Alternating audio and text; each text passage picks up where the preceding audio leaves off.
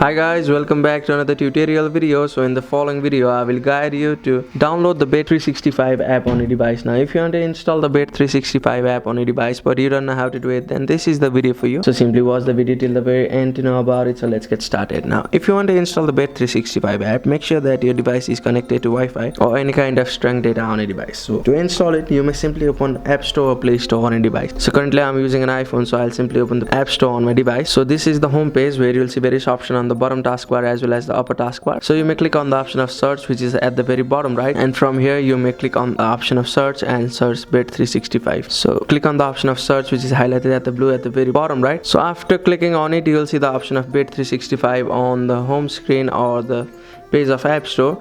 So after that you may click on the option of get, which will be highlighted on blue on a device to install the app. So that's it. That's how you can install the Bet365 app on a device. Thank you for watching the video. Please don't forget to like the video and subscribe to our channel. Thank you.